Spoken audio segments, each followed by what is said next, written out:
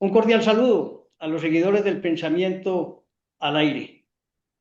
Hoy un invitado español especial, director de cine, películas importantes como Asaltos, Los cielos, El pollo, el pez y el cangrejo real, Hispanoamérica, Canto de vida y esperanza, ganador dos veces del premio Goya, uno como fotografía, como director fotográfico, y el otro como director y guionista.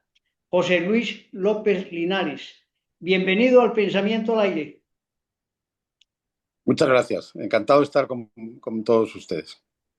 Hombre, José Luis, cuéntenos, antes de meternos en el tema propiamente de la hispanidad y de y la cultura de nuestros pueblos, la afinidad de nuestras culturas, cuéntenos un poquito de su historia como director y como hombre de cine. Bueno, pues yo empecé en el cine, bueno, empecé primero en la fotografía. A los 10 años conseguí que mi padre me comprara una pequeña cámara de Kodak, una Instamatic que se llamaba, y al año siguiente ya le robé su cámara. Entonces la fotografía siempre fue mi pasión desde pequeño, pero luego hubo un momento que me dediqué al cine. Y bueno, acabé trabajando como director de fotografía, he hecho casi 40 películas en España y en Europa y en América. Y, pero hace ya casi 30 años va a ser bueno, que las películas que hacía no me acaban de satisfacer. El trabajo me gustaba, me sigue gustando, es crear la imagen de una película, es un trabajo maravilloso, pero el resultado de las películas que yo simplemente no podía controlar porque me contrataban como técnico, pues no me acababa de satisfacer. Entonces monté una productora para hacer cine documental y bueno, llevamos ya muchos, he podido, bueno, mantenernos en la productora muchos años, haciendo siempre las películas documentales que, bueno, a mí me gustaban, o sea, que simplemente o que quería que tenía que hacer, ¿no? He tenido esa suerte, ese privilegio de no hacer en esos 25 años una película que no me convenciera. Me, Y me parece, me parece que es un buen ejemplo para las generaciones. Hacer lo que realmente uno quiere y hacer el giro en el momento oportuno de su vida para dar el gran salto, ¿no? De manera que en buena obra ese salto que usted dio y sobre todo a esa especialización del cine documental. Eso me complace. ¿Usted nació en Madrid o en otra población cercana? en Madrid, bueno, nací en Alcalá de Henares. Eh, Soy paisano de Miguel de Cervantes y de mucha más Muy gente importante, pero Alcalá es una ciudad que está a media hora, a 20 minutos de Madrid, de la sí. capital, y que, bueno, ya todos sabéis, ¿no?, que la importancia de la Universidad de Alcalá tuvo en América fue fundamental, junto con Salamanca, por supuesto. Pero Allá estuve, en esa universidad estuve en la entrega de unos premios de la AIE, de la Sociedad de Artistas Española con Luis Cobos, que me invitó allá. Es un claustro maravilloso, ¿no? sí, Eso es sí. un espectáculo. De manera que conozco algo de eso que usted ha estado allá. Hombre, José Luis, el tema de América, de España, la famosa conquista. Después, todo lo que se ha hablado con el transcurrir de los siglos, de la colonia, de la propia conquista de la colonia y luego ya la independencia, ha generado, inclusive en gobiernos. Recientemente escuché a la presidenta mexicana y recientemente también escuché al presidente Gustavo Petro de Colombia despotricando de la hispanidad. ¿Por qué no hablamos un poquito de eso para que la gente entienda que hay que conocer la historia? Bueno, la verdad es que evidentemente cuando se crean las independencias de América, o sea, cuando se rompe aquello que fue algo extraordinario, que fueron los virreinatos, aquello que parece que al principio lo querían romper en tres en tres pedazos, al final lo acaban rompiendo en veintitantos, ¿no? Algunos tan minúsculos como El Salvador, por ejemplo, o Costa Rica, ¿no? O sea, que son realmente la potencia que tenía la organización imperial de España era tremenda, o sea, que el virreinato era una potencia por sí solo, ¿no? Entonces eso, claro, era muy difícil de manejar y al final, aunque al principio la intención hubiera sido romperlo en tres o cuatro pedazos, se acaba rompiendo en 25. Claro, el relato de las independencias, el relato que se fabrica, tiene que contar que lo anterior era malo. Porque si nosotros hemos sido los salvadores de las patrias, pues es porque algo ha funcionado mal, ¿no? Porque si no, si aquello era bueno, ¿qué vamos a hacer? ¿Para qué vamos a matar tanta gente y empobrecernos si lo que teníamos era mejor, ¿no? Entonces, claro, la historia se ha ocultado desde ese momento, ¿no? Se han borrado los 300 años de historia que tenemos en común, toda la hispanidad, y se cuenta que, bueno, depende de donde sea, en México son los mexicas y en otros sitios son otros, pero que de esa época dorada, primitiva, primigenia, natural y libre, oprimida por 300 años de terror, de, de latrocinios y de robos y de todo, y de genocidio, pues de repente hubo unos ángeles que salvaron las patrias, que son los grandes libertadores que todos conocemos, ¿no? Ese es el relato oficial que ha venido propagándose desde... Claro, cuando la realidad, o sea, la realidad del día a día es que es todo lo contrario, ¿no? Vivimos inmersos, lo que merece la pena a nuestro alrededor se creó en los virreinatos. Sea, vivimos de eso, o sea, el turismo vive de eso, de los pueblos mágicos de México son todos los pueblos virreinales, o sea, no hay otra, ¿no? Y sin embargo, pero la esquizofrenia en la que nos tienen metidos, pues es extraordinaria, o sea, no, es un descaro, niegan la parte más importante de nuestra historia y porque de hecho, además, hemos sido más tiempo. O sea, eh, parte de un imperio grande que independientes. O que, por supuesto, en los sitios donde hubo unas culturas, unas civilizaciones como los aztecas, la verdad es que el relato ha durado más que el imperio de los incas. O sea, o de los mexicas, o de Tenochtitlán. Realmente eran imperios muy recientes que acababan de constituirse, ¿no? Entonces, claro, esa lectura perversa de la historia es lo que nos hace que estemos cada uno por un lado, ¿no? Hombre, entre otras cosas, voy a ponerle un poquito de política al asunto. En mi percepción, yo creo que la izquierda es la que, para darle valor a su doctrina política, ha buscado que históricamente se le quite valor a esa tradición de hermandad España y América. ¿O es una Sí, opinión mía?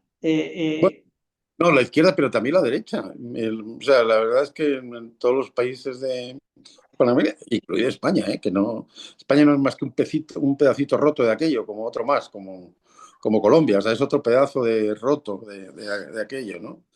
Ni siquiera es el más grande. Eh, entonces, me pasa lo mismo, pero yo diría que no es ya que es tanto la izquierda como la derecha, o sea, que no es una sensación, o sea, a lo mejor la izquierda puede ser más encarnizada a veces o necesitar más de utilizar el despiste, ¿no? El desviar la atención con estas cosas en algunos casos, porque que la derecha, pero vamos, no ha habido ninguna intención, y te lo digo desde España, o sea, o la izquierda va más deprisa en su afán destructivo, ¿no? Pero sí, aquí es prácticamente, no hay una gran diferencia. Muy bien. Digamos que es clara la explicación. Hombre, José Luis, yo cuando veo algunos de sus videos y sus documentales, veo que usted hace una referencia muy bonita a todo ese tema del virreinato y a lo que es hoy el turismo en los pueblos mexicanos y aún diría yo en los pueblos colombianos y ecuatorianos y peruanos, que conozco más, es una fuente inagotable de turismo visitar las iglesias y los centros de la época del virreinato o de la Y, época. por supuesto, Cartagena de Indias, que te voy a contar, el Cuzco, Quito, una ciudad maravillosa, conservada extraordinariamente, o sea, no, o sea, donde quieras que vayas, yo qué sé, o sea, toda América es así, ¿no? Hay, de hecho, ahí me parece que eran 24 o 23 ciudades patrimonio de la humanidad en Sí, la humanidad, y al norte del río Bravo hay una, que es Quebec, que que, sí. o sea, Y, que no hay y comparación. hiciste una mención específica de Puebla en la Basílica, que me pareció espectacular además, que me parece que uno la revive cuando la describen ustedes. Y eso parte, y eso ocurre si uno va a Ecuador o a Panamá inclusive. Panamá también tiene una historia hermosa ahí en la ciudad vieja, ¿no? Ciudad de Panamá. De manera que son más los nexos históricos que tenemos frente a nuestro historia que cosas que nos quiten la fuerza de la unidad, pienso yo. Y por eso me gusta compartir con ustedes esto, a ver cómo logramos desvirtuar esa imagen terrorífica que se tiene de toda esa época de la conquista. Pues yo creo que lo importante es para despertar, como decía Jorge Manrique, ¿eh? Recuerde el alma dormida, avive el seso y despierte. O sea, para despertar primero hay que recordar. O sea, la esperanza tiene que despertar, pero para eso tenemos que recordar lo que fuimos.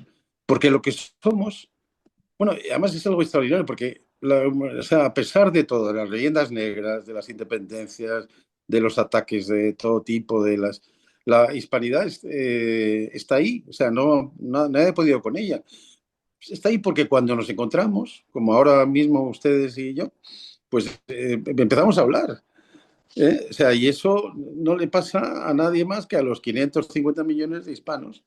O sea, los demás es muy difícil que tengan este nivel de complicidad, este nivel de comprensión mutua. Ahora acabo de comer con unos mexicanos y que les he conocido justo antes de comer, pues hemos acabado la comida pues siendo grandes amigos, riéndonos de los chistes comunes. En fin, es un privilegio que yo creo que tenemos todos y que no hay que construirlo. Está, como decía mi amigo Carlos Leáñez, el profesor venezolano, lo que tenemos que darnos cuenta es que, bueno, estamos navegando en canoas, pero tenemos un transatlántico preparado, que está hecho, y solo tenemos que darnos cuenta y subirnos a él. O sea, no hay que construir el transatlántico está construido. Solo tenemos que dar cuenta que es nuestro. Hay que, hay que, Y hay que realmente darle valor a nuestra historia, ¿no? claro, para empezar eso, porque para despertar hay que recordar. Y entonces para antes recordar y recordar nuestra historia y recordar nuestro pasado y recordar nuestros héroes y nuestros santos. Es fundamental. A nadie puede sobrevivir sin héroes. Claro, por eso enseguida las nuevas instancias republicanas, independentistas o lo que sea, se inventan automáticamente sus héroes para desplazar a los héroes del antiguo, ¿no? Y los santos. Entonces se inventan sus héroes laicos, santifican a, a cualquiera, a cualquier militar, a cualquier general, lo hacen un santo, lo hacen que no se pueda discutir, que no se pueda hablar de él, lo hacen, vamos, con una infabilidad que ya quisiera el Papa. O sea, los escritos de cualquier prócer Qué, republicano, qué vamos, buena, qué buena descripción sobre esos héroes de papel, ¿no? Qué el maravilla. el Eh, linchamiento es automático si te atreves a escribir algo sobre Bolívar, por ejemplo, ¿no? O sea, no, bueno, mi amigo Carlos, este que os hablaba, Carlos Leáñez, de repente pues tuvo que salir corriendo de Caracas porque escribió un artículo sobre Bolívar, ¿no? O sea que no, Bueno, y ya no escribir allá en el régimen de Maduro y en el de Chávez de Bolívar es como la ofensa más grande, ¿no? sí, Merece expulsión. ¿Ah? merece expulsión o expulsión de la vida, vamos. Sin expulsión. O sea, por cualquier cosa, ¿no? Es una...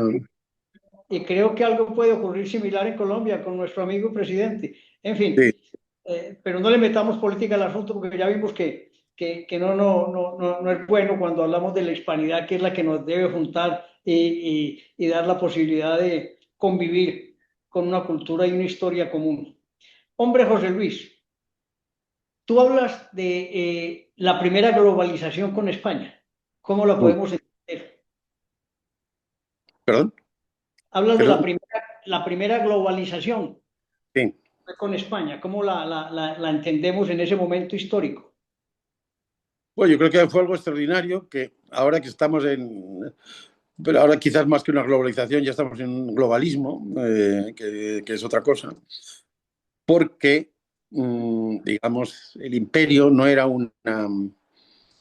Bueno, hay un gran escritor colombiano, Nicolás Gómez Dávila, al que yo admiro muchísimo, que tiene uno de sus escolios, dice que el individuo para ser persona necesita una regla rígida y una norma rígida y la posibilidad de incumplirla. Eh, esto es, bueno, en realidad es el catolicismo, porque es el libre albedrío, pero también es la forma imperial, en la que aquello no era una tiranía, ¿no? Como pretenden ser las repúblicas ahora que nos gobiernan en España ahora mismo, ¿no? Por ejemplo, sin ir más lejos. Pero, pero claro, el imperio tenía esa forma de, que también por supuesto por la extensión, aquello no era de todo forma, no se podía gobernar tiránicamente porque era muy grande, y porque además los reyes de la monarquía católica sabían que ellos no eran la última instancia, sino que había alguien por encima de ellos con el que tendrían que rendir cuentas en algún momento, lo cual es importante para un gobernante que no se crea que no tiene que rendir cuentas ante nadie, ¿no? Entonces, el imperio, la primera globalización, por eso digo que creo que es distinta de esta, fue algo, bueno, interesantísimo. Gracias a la plata de México y del Perú se estableció el intercambio comercial con China, que duró 250 años. O sea, la Galeón de Manila fue la ruta más larga, más extensa en comercial, más larga en el tiempo, en tiempos históricos. Eh, Realmente con muy pocas interrupciones, creo que hubo, no sé, no más de 10 años en las que fue hundida por algún huracán o capturada por algunos piratas, pero 250 años de esa ruta que era fundamental en el negocio con China y en la expansión de la moneda mundial, que fue el Real de 8, antecesor o sea, el dólar estadounidense lo copia de allí, ¿no? Es encima las dos barritas del dólar y la S esa que los une son las columnas de Hércules, el Plus Ultra, que están enlazadas con la cinta que pone Plus Ultra, ¿no? Es una copia directa del Real de A8, ¿no? Que era el Real de A8, que era la moneda que se usaba en todo el mundo, de plata, y por supuesto en toda América. Pasamos de tener una moneda común, que era aceptada en todas partes, a tener cada nación su sol o su peso o lo que sea, ¿no? Hasta los países más pequeños tienen su propia moneda, ¿no? Ya, ¿no? Lo cual es un disparate, o sea, pasar de algo que funcionaba, que era extraordinario, a algo que, bueno, las repúblicas independientes nacen así, nacen lastradas ya con una deuda fundamentalmente con Inglaterra, que algunos países han acabado de pagar ya bien entrado el siglo XX. O Hombre, sea, ya que hablas de las monedas, sin duda alguna, el euro y el dólar y la moneda china, pues son los tres hoy más fuertes, ¿no? el euro ha permitido ese trabajo tranquilo de toda la comunidad económica europea, de manejar los mercados y sus productos de una manera como organizada. En mi opinión ha sido un éxito. No sé, ¿qué opinas tú para salirme un poquito de la hispanidad? Bueno, la verdad es que tampoco he estudiado muy bien si es un éxito o no. O sea, no soy ningún experto en monedas. Tiene, supongo, cosas buenas, pero de repente la inflación que ha metido, o sea, con el euro se aprovechó para subir los precios de una manera brutal. O sea, echamos de menos a a la peseta, que era una moneda que tenía ya muchos siglos de vida y que era muy española y aparte también muy americana. O sea que también fue despojarnos de algo muy nuestro, ¿no? Pero sobre todo es que la inflación que supuso el euro fue, la subida de precios de todo fue muy fuerte. O sea que pues supongo que tiene otras ventajas de tener algo en, no sé, si es un mercado común, pero bueno, yo creo que el euro ha sido la imposición del marco a toda Europa, del marco alemán. O sea, ha sido, lo han disfrazado, lo han cambiado de nombre, pero ha sido realmente lo que nos han metido, ha sido el marco disfrazado con un nombre cambiado. O sea, ha sido Alemania, es la, y después en menos sentido Francia, son las que... Pero la moneda, el euro fue un trasvaso del marco, ¿no? Con todo lo que eso significa. O sea, somos una colonia de Alemania que a su vez es una colonia de Estados Unidos. Eh, entonces, como subcolonia nos metieron su moneda. Cuando el Real de 8 fue la moneda de todo el mundo en realidad. O sea, ahí no había competencia. O sea, el dólar para sobreponerse al Real de 8 la tuvo que copiar, la tuvo Nosotros que imitar. en O sea, ya América tenemos, Jefferson, Jefferson lo dijo, no, gracias al, o sea, ellos, bueno, gracias al dinero, a los pesos el peso fuerte que lo llevaban también al Real de 8, ganaron la guerra de la independencia contra Inglaterra, gracias al esfuerzo de España y del virreinato de la Nueva España, de Cuba, México, que es La Plata. Y si no, no habrían sido independientes. No en ese momento, algo después, ¿no? Pero en ese momento, desde luego, ¿no? O sea que yo creo que sí, que es importante, ¿no? Es importante saber cosas que no, bueno, que mismo yo no lo sé hasta que no hago las películas. Yo no soy historiador, o sea que realmente voy aprendiendo mientras hago la película, ¿no? claro, Y y eso es lo bonito de su historia, el aprendizaje constante. claro, Eh, eso es lo que me gusta hacer documentales, porque realmente siempre hago documentales sobre cosas que me interesan. Nunca he hecho ninguno sobre algo lo que no crea. Y eso es un privilegio, ¿no? Y el poder Hombre, aprender los haces. José Luis, hablemos de Hispanoamérica, canto de vida y esperanza. ¿Qué ¿Qué quiere, quiero? qué quiere mostrarnos en ese documental? Pues quiero mostrarnos que, pues eso es lo que te decía antes, que tenemos un transatlántico, un galeón construido y que estamos navegando en canoa. Y que el galeón está lleno de muchas cosas. Está lleno de arte, está lleno de música, está lleno de fe y está ahí para... Realmente somos los dueños, somos los marinos, además de los dueños, y simplemente es como si tú tienes una herencia, pero no sabes que nadie te ha dicho que la tienes, ¿no? Pues realmente la película lo que se trata es eso, de descubrir descubrirnos la herencia que tenemos. Y bueno, eso es lo que intentamos.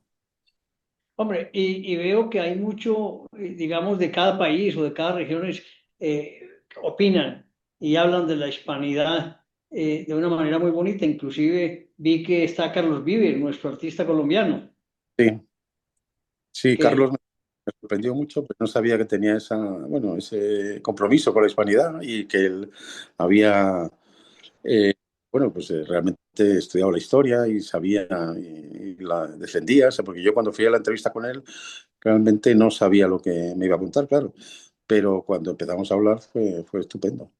Sí, fue una sorpresa. Evidentemente no están, desgraciadamente no están muchos países de América, porque era imposible, porque claro, habría tenido que estar rodando pues otros 4 años más, aparte del presupuesto, y luego tampoco me habrían cabido en las 2 horas de la película, ¿no? Pero bueno, yo creo que he intentado que estemos todos reflejados. Y lo que me gusta mucho es esa, ese conjunto de voces del español, ¿no? Con todos los acentos. Porque me parece que es muy rico, ¿no? Pues realmente en la película solo hay un 10% de españoles peninsulares, el resto son todos españoles de ultramar. Y, y entonces, bueno, eso también intenté, procurar que sea así, que la historia de Hispanoamérica esté contada por los hispanoamericanos, aunque los españoles también somos hispanoamericanos, porque España sin América no se entiende. O sea, no sería España. España se hace con América a la vez que se hace América. Y ya te decía, Ah, no hay más que un trocito de aquello, otro más, no somos nada más relevante ahora mismo. O sea, ahora mismo, bueno, México es el país con más habitantes de la hispanidad y luego están Colombia y España. Y sí. antes, pero entre medias está Estados Unidos, que tiene más hispanos que España y que Colombia. Tiene casi 65 millones, 70 millones de hispanos, ¿no? O sea que el segundo país de la hispanidad es Estados Unidos. Es correcto, sí, porque está México, Estados Unidos y luego Colombia, y van siguiendo los otros en línea. Hombre, una de las cosas más difíciles que me parece que te tocó trabajar fue la edición de la película, con La, tanta información, la edición, con tanta información, era muy difícil consolidarlo, ¿no? bueno, siempre es lo más difícil. Es decir, es muy difícil. Bueno, porque hay momentos que, bueno, pues ya vas quitando lo malo, luego quitas lo regular, luego quitas lo bueno, pero hay un momento que ya tienes que quitar lo muy bueno.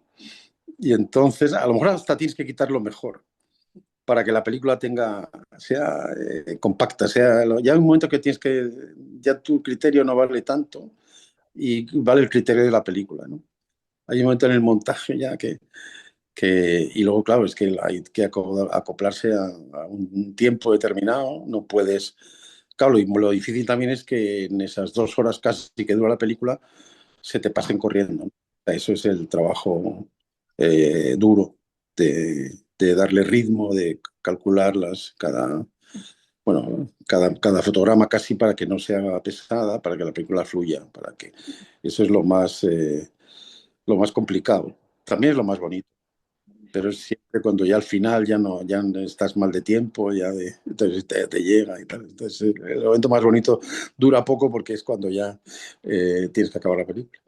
Entonces, De toda esa parte, ¿no quedaría algo para después hacer otra segunda parte o es muy difícil? no, lo que hacemos nosotros es que, bueno, pues solemos poner en las redes los fragmentos de lo que no hemos editado. Luego también hemos editado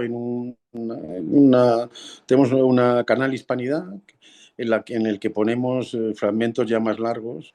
Hay una hora y media más una hora y 20 minutos de lo que llamamos extras, que son como cosas que no han salido de la película o que han salido más cortas y ahí están ampliadas. Entonces son secuencias ya sin el nivel de acabado de la película, sino eh, porque eso es muy costoso en tiempo y en equipos, ¿no? El afinar la película a ese nivel, pero bueno, creo que son valiosos y que están ahí. También los hemos editado en un DVD, los extras, alguna vez se ha proyectado en algún cine, también los extras. Y ahora la siguiente que estamos haciendo pues procuraremos sacar, en vez de para televisión, una serie en vez de 3 capítulos. Esa Por- es la que están haciendo, es la raíz hispana de Estados Unidos. exacto. Se llama We de Hispanos y es la raíz hispana de Estados Unidos. ¿Y en qué va? ¿Cuándo sale al aire? Pues sale el año que viene, porque el año que viene es el 250 aniversario de la independencia de Estados Unidos.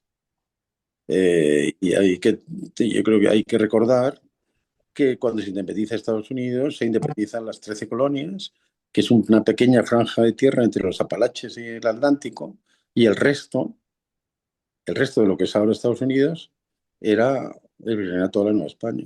Era parte del Virreinato de la Nueva España, ¿no? Ahora acabo de llegar de Vancouver, de la isla de Vancouver, en Canadá, y ¿sí?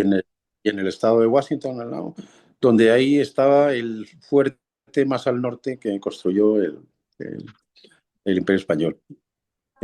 Ya, bueno, ya a finales del 17, ya en los años 70 del 17, se ve que los rusos están bajando por Alaska y aquello estaba muy despoblado y entonces los rusos y los ingleses se dedicaban a cazar pieles de nutrias en todos esos territorios de lo que es ahora es Canadá y entonces, bueno, se intenta consolidar el territorio y se intentan fundar unas misiones, una misión arriba, en lo que es la bahía de Nootka, y, y hasta allí hubo un fuerte y un intento de misión que en realidad no funcionó porque el clima era durísimo, allí era, también los sitios estaban muy dispersos, aquí era una selva, un bosque húmedo tremendo, ¿no? Que no hacía más que llover y aquello no, ahí era muy difícil cultivar cualquier cosa. Y entonces la misión, se van 4 franciscanos, pero no logran establecerse.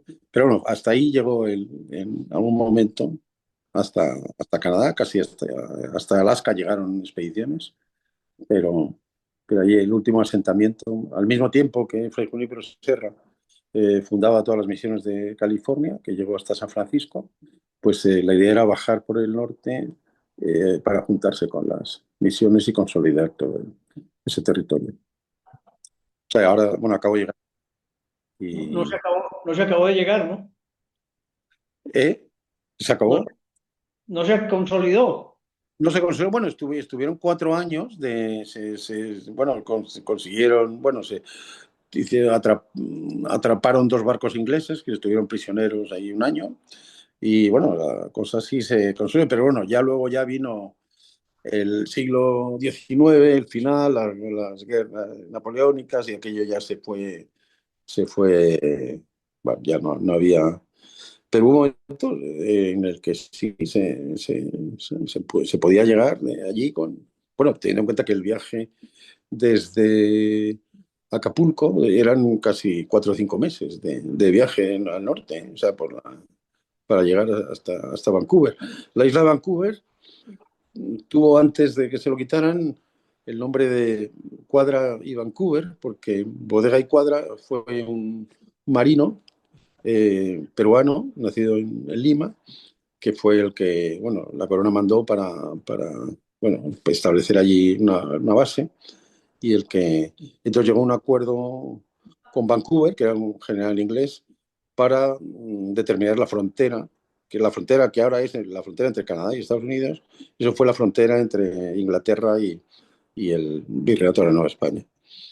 De hecho, además, Cuadra negoció para que la frontera fuera en el estrecho que hay de mar entre Vancouver y Washington, y no fuera más abajo del estado de Washington, que es en la desembocadura del río Columbia, ¿no? Que es donde querían los ingleses.